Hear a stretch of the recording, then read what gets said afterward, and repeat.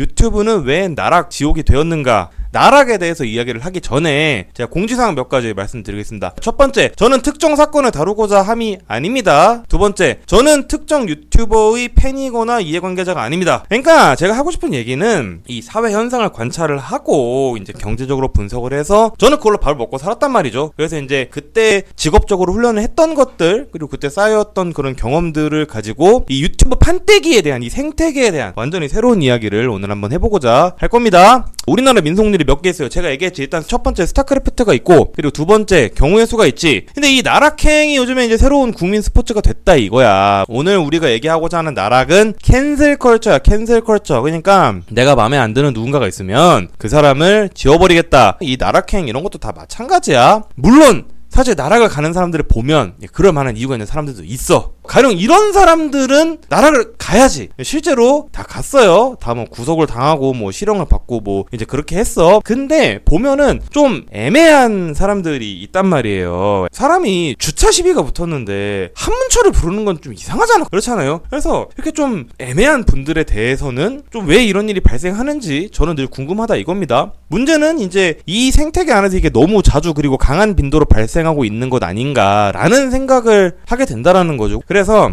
이게 단순히 이제 우리 인터넷 문화라던가 시청자들의 수준 문제일 뿐인가 라는 생각을 하게 된 거야. 아무튼 그래서 그러면 나락행이 왜 국민 스포츠가 됐는지 이제 지금부터 완전히 새로운 얘기를 저는 해보려고 하는데, 이게 과연 유튜브에서만 벌어지는 문제인가? 여러분들은 어떻게 생각을 하세요? 저는 그렇게까지는 생각 안 하거든요. 이게 뭐 단순히 인터넷 사회의 문제다 저는 이렇게 생각을 안 해. 왜냐면은 나락행 관람은 인류 전통의 유의였어. 아니 고대에 이렇게 투독형이 있으면은 도둑질을 했거나 반역을 저질렀거나 이런 사람들은 다 이렇게 막 단체로 돌로 쳐서 죽였단 말이야. 그럼 돌 던지면 다 구경했을 거 아니야. 뭐 중근세 유럽에 마녀사냥이 있었지. 우리나라는 또 뭐가 있었어? 멍석마리가 있었지. 두드려 맞으면 다 그거 구경했잖아요. 그러니까 이 행위 자체가 우리 시대에 들어와가지고 사람들이 특별히 뭐 이상해지고 인터넷 문화가 이상하기 때문에 발생한 그런 일은 아닙니다. 그리고 심지어 이때의 이런 그 나락행들도 사실 당시 관념으로는 다 합리적인 이유가 있었다라는 거예요. 그럼 어떤 합리적인 이유가 있었냐? 자, 우리가 중세 마녀 사냥 갖고 얘기를 하는데, 중세 마녀 사냥이 단순히 그냥 여자 한 명을 찝어갖고 너 마녀 화형 이렇게 했던 게 아니었어. 실제로 중세 마녀 사냥에 관한 당대 연구를 보면은 마녀 사냥은 재산 분할이 굉장히 주된 이슈였었어요. 그래갖고 남편을 일찍 사별한 여성들이 자주 피해자가 된 바가 있어. 그러니까 돈이 많은 남편이 있는데 남편이 일찍 죽었어. 그러면은 민법적으로 여자들이 상속을 해야 되잖아요. 근데 그럼 이 사람 죽이면 이 사람 재산이 공중에 붕 뜨겠죠. 그러면 이제 다른 친족들이 이렇게 나눠서 재산을 상속을 하고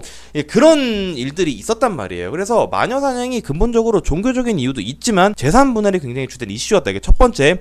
두 번째, 우리나라에서 멍석마리를 한 것도 재산하고 밀접한 관련이 있었어. 왜 그러냐면 기본적으로 이 조선시대에 멍석마리를 했던 것 자체가 보통 상민에게 대해서는 거의 행해지지 않고 대부분이 노비를 대상으로 행해진 바가 있다라는 기록이 분명히 존재합니다. 근데 노비는 기본적으로 조선시대의 민법에서는 양반가의 재산이었잖아. 그렇기 때문에 결국 이 멍석말이라는 것 자체도 양반이 자기 재산을 관리하는 하나의 수단이었다라는 거예요. 자, 그럼 마지막으로 지금의 나락 스포츠를 봅시다. 나락 스포츠는 일종의 관심 분할이라는 거고, 사실 뭐 전근대 투석형이나 마녀사냥이나 사실 그런 걸 구경을 하는 것도 막 사람들이 그냥 구경 안 하잖아. 막 저런 나쁜 막 이러면서 막 돌 던지고 그렇게 하잖아요. 결국 사람들이 그 집단 행동 안에서 참여를 하고 그 거대한 관심을 나눠 가지면서 자기의 자존감을 찾는다고. 그렇기 때문에 나락 스포츠는 당연하겠지만 인기가 있는 사람들만이 그 대상이 될 수 있는 거예요. 그래서 중요한 거 하나 이제 짚고 넘어갈게. 기본적으로 나락 스포츠는 그래서 경제활동이야. 경제활동. 근데 흰고님, 관심을 분할하는 게 뭐가 경제활동이죠? 그러니까 지금부터 이게 왜 경제활동인지 보여드릴게. 질럿이 됐든 캐리어가 됐든 하이템플러가 됐든 다 똑같은 프로토스로 포괄이 되듯이 관음이라던가 가십이라던가 뭐 지적 쾌락이라던가 정서적 감동, 요것들은 다 관심이라는 분야로 우리가 포괄을 할 수가 있는 겁니다. 뭐 근데 이 관심은 근본적으로 돈으로 환전을 할 수가 있게 돼. 유튜브는 봐봐, 명확하잖아. 보통 제가 라이브 방송을 하면은 10명에서 14명 사이가 봅니다. 자, 슈카형이 있죠. 슈카형이 라이브 방송을 한다. 그럼 보통 그 사람은 3만 명에서 5만 명 사이로 봐. 봐봐, 딱 수치가 나오잖아. 그럼 그 수치가 나오면은 자본주의 사회잖아. 그럼 어떻게 되겠어? 광고를 하고 싶어 싶어하는 사람이 있겠지. 그럼 그 광고를 하고 싶은 사람이 10명짜리 나한테 광고를 하겠어요? 4만 명짜리 슈카한테 광고를 하겠어요? 슈카한테 광고를 한다라는 거야. 제가 지금 여러분들한테 말씀드린 게 관심이 돈으로 바뀌는 과정에 대해서 말씀을 드린 거예요. 자, 그래서 유튜브 알고리즘의 진짜 의미는 기본적으로 사냥터 통제를 못하게 하는 거예요. 리니지를 봅시다. 리니지는 오래된 게임 플랫폼이에요. 근데 여기는 고인물이 압도적으로 유리한 데야. 여기는 뉴비가 생존을 할 수가 없어요. 시스템이 그렇게 짜져 있어. 그래서 뉴비는 갈수록 유입이 안 되니까 역으로 회사가 어떻게 되냐면 돈을 많이 써주는 고인물, 그러니까 이제 우리가 린저씨라고 하죠. 린저씨들에게만 눈치를 보면 돼. 근데 이러면은 우리가 어떤 문제가 발생을 하냐면 사냥터 통제를 하게 됩니다. 이 사람들이 통제를 그냥 지들 맘대로 하는 거야. 근데 이거는 그냥 약하고, 제가 제일 웃긴 건 이거였어. 와, 서버를 장악하고 혈맹원을 전업으로 하는 거야. 그러니까 내가 뭐 전업 주식 투자자 라든지 이런 것까지는 내가 알겠는데, 전업 리니지 혈맹원은, 자, 아무튼 봅시다. 이 사람들 되게 웃긴 얘기하고 있어. 성격 착하시거나 남에게 배려심이 많은 분들은 가입도 할 생각을 하지 말래. 그러면 성격 나쁘고 남한테 배려심이 없는 사람들만 모여있는 조직이란 얘긴데, 그럼 이런 거 아니야? 범죄 조직 같은 거 아니에요? 그러니까 뭔가 사고방식 자체가 우리랑 다른 사람들이야. 그래서 이렇게 된 결과 NC소프트 주가가 어떻게 되냐, 이렇게 된다라는 거야. 고인물이 사냥터 통제를 하도록 냅두면 회사가 이딴 꼴로 됩니다. 그래서 이제 우리의 유튜브는 어떤 방침을 택했냐, 우리 플랫폼에 사냥터 통제는 없다라고 한 거예요. 그래서 이제 사냥터 통제가 없는 플랫폼의 주가는 이렇게 되는 겁니다. 그래서 근본적으로 유튜브 알고리즘의 목적은 관심을 화폐로 환전할 수 있게 한다. 침착맨 이런 사람들은 이제 광고 단가가 어마어마한 거죠. 근데 문제는 유튜브는 끊임없이 너도 저렇게 될 수 있다라는 희망을 줍니다. 뭘 통해서? 떡상이라는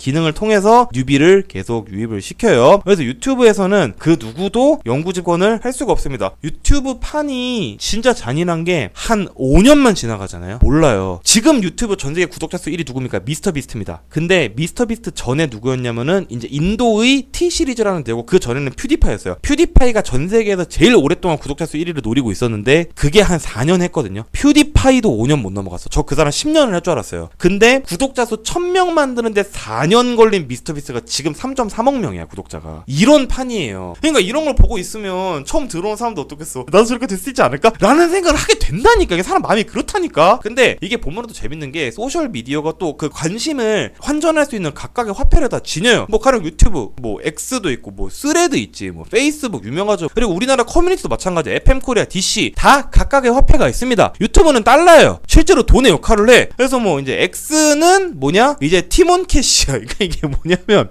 옛날에는 사람들이 많이 썼는데 지금은 가치가 없는 거야. 스레드, 도지코인이라 할 수 있지. FM코리아의 포나 DC의 개추 이런 거는 보통 이제 우리가 브루나블 머니라고 할 수 있어. 왜냐? 그 커뮤니티 안에서는 영향력이 있습니다. 하지만 바깥에서 쓸 수는 없지. 자, 그럼 마지막으로 제가 얘기하는 거죠. 페북 따봉. 페북 따봉은 뭐냐? 뭐긴 뭐야, 엽전이지. 다 그냥 나이 많은 사람들만 쓰잖아. 탑골 공원에 가면 탑골 공원에 가면 쓸 것 같잖아. 화폐 가치가 전혀 없고. 페이스북 따봉 돈 돼? 안 되잖아. 아무튼 그래서 상평 통보를 쓰고 있다, 이제 그런 얘기입니다. 그리고 유튜브에는 다른 플랫폼들이 가지지 못한 그 어떤 게 있어요. 그러니까 사람들을 유튜브에서 더 이상 떠날 수 없게 만드는 거. 어떤 게 있냐? 자, 우리가 알고리즘 신이 떡상을 태우셨다 이런 얘기 하잖아요. 근데 정확하게 말하면 유튜브 알고리즘은 콘텐츠를 태워준다라기보다는 사람을 알고리즘에 태워주는 거에 가까워. 자, 봐봐. 유튜브에서 날고 계는 사람들을 한번 봅시다. 슈카, 침착맨, 쯔양, 빠니보틀, 곽튜브, 햄지 이런 사람들이 있어. 근데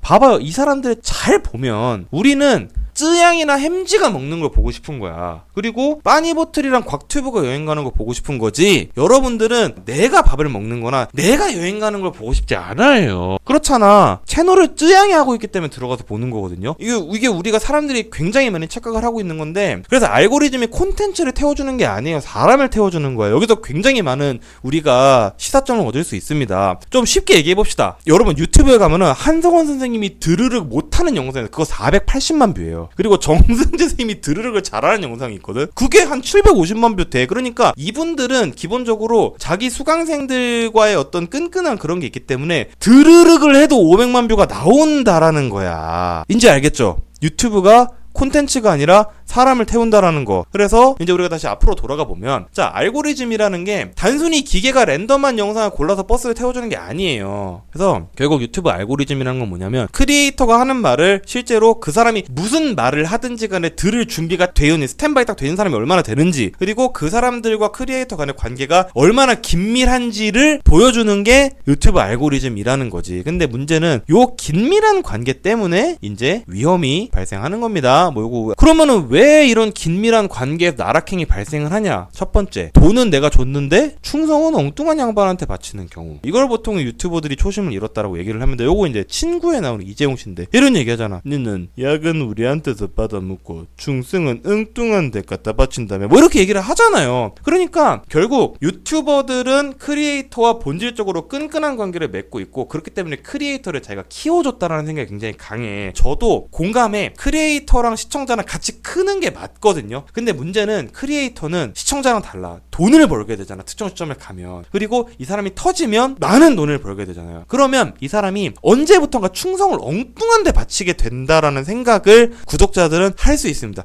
그럴 경우에 이 라뽀가 깨지는 거야. 그럴 경우에 라뽀가 깨지고 결국 배신감을 느낀 구독자들은 크리에이터를 나락으로 보내는 거예요. 그러면 나락을 가지 않는 방법이 뭐냐? 뭐 사실 저는 유튜브의 본질은 이런 거라고 생각을 해요. 다 각자 자기 간판 이렇게 걸어놓고, 간판 개판인 거 봐봐. 유튜브 원래 개판이니까 다들 간판을 이렇게 걸어놓고 하는 건데, 사실 이제 이런 판때기에서는 결국 그냥 계속 학고로 있으면 문제가 안 생기죠. 학고를 나락 보낼 사람은 아무도 없어요. 아니면 평생 조심을 하면서 살거나, 그게 아니면 그냥 떠나거나 하는 방법이 있어요. 그런 사람도 있어. 뭐 이분 그 먹방 유튜버 엠브로시죠. 엠브로시 그때 2020년도에 뒷광고 논란 생기고 그때 한번 유튜브에 싹 다 한번 물갈이 됐었는데, 이분 그때 은퇴하고 그냥 지금 계속 돈가스집 운영하고 아예 포기 안 하고 계셔. 그리고 또 관아 씨도 은퇴를 했죠. 이 사람은 구독자 수가 100만이었어. 근데 100만 유튜버인데도 가성비가 안 나와가지고 은퇴를 한다라는 거야. 물론 이제 사실 관아 같은 분은 컨텐츠가 굉장히 좀 비용이 많이 들 법하긴 했어요. 뭐 작곡도 하고 뭐 요리도 하고 그냥 이거저거 다 하는데, 보통 조회수로는 이익을 남기기가 좀 어려운